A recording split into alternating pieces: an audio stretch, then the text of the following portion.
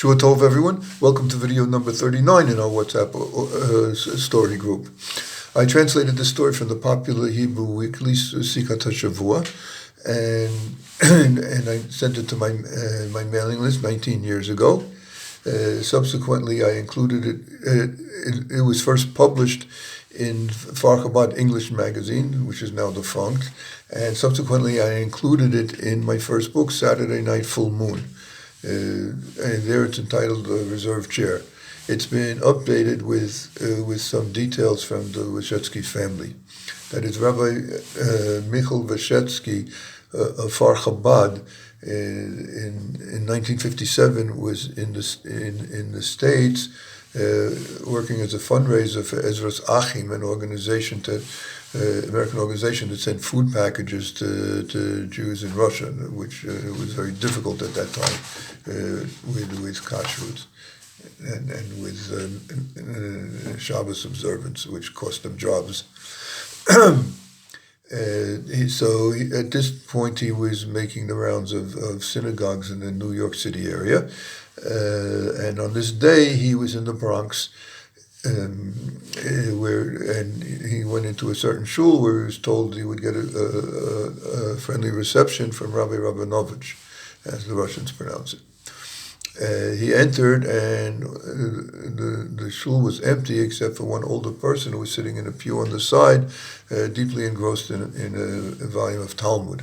So he went over to him and asked him, "Please, can you tell me how I can find Rabbi Rabinovich?" So the rabbi said, "I'm Rabbi Rabinowitz. What can I do for you?" He said, he told him a bit about Ezras Achim, and Rabbi Rabinowitz said, "Come, let's sit at the table." Took him over to a table, which he said was used for the third Shabbat meal every week. And Rabbi Rabinowitz sat down on the chair next to the head of the table. So Rabbi Michal, wanting an intimate setting, he sat down on the chair at the head of the table, figuring the rabbi had left that for him. And so he was caretaker with the rabbi, but the rabbi jumped up and said, "No, you can't sit in that chair. Nobody's allowed to sit in that chair. Please take a different seat."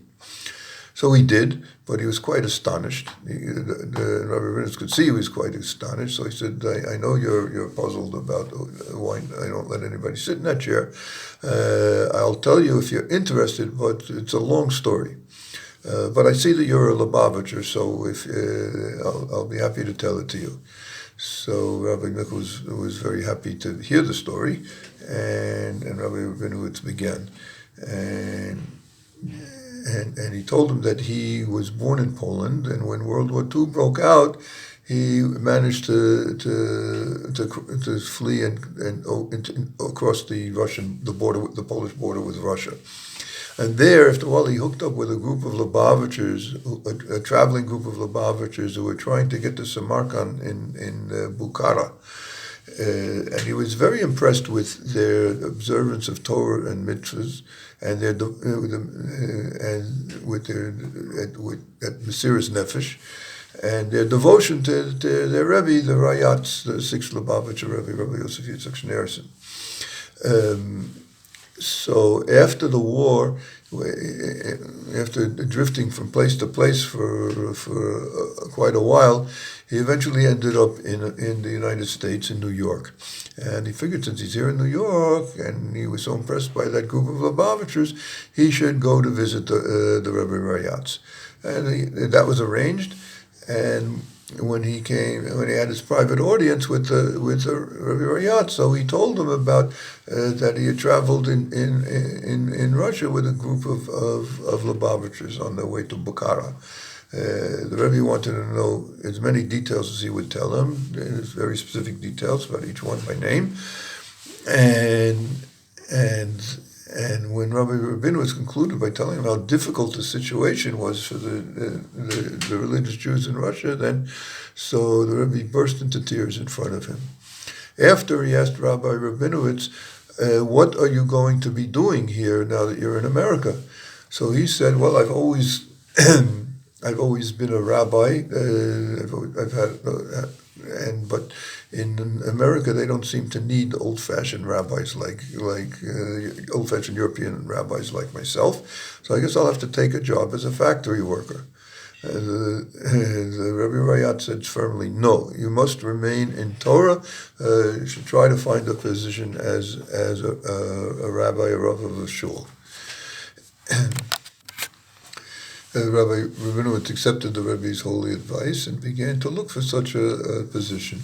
And weeks went by, and even months, and he was unable to find anything. So he went back to the Rebbe and told him about his lack of success.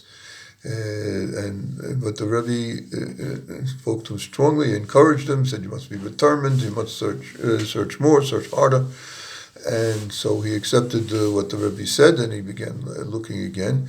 And finally, he stumbled upon this congregation in the Bronx that didn't have a rabbi, and they were an older congregation, and a Yiddish-speaking congregation, and they were quite pleased with him, and they offered him the job to be the Rav, the rabbi of the shul. So he figured it's only appropriate that he should consult with the Rebbe the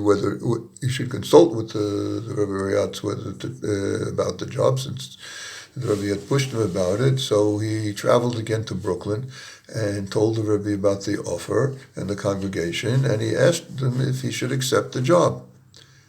The Rebbe didn't answer, didn't say anything. So he asked him a second time. No reply. He asked him a third time, and after he asked him the first time, the Rebbe said, after he asked him the first time, should he take the job? The Rebbe said, the shul is a shul, but I don't care for the shamash, the caretaker manager of the shul. Rabbi Rabinowitz had no idea what this meant, and it certainly didn't seem to be an answer to his question. It was a very ambivalent, so he asked him a second time.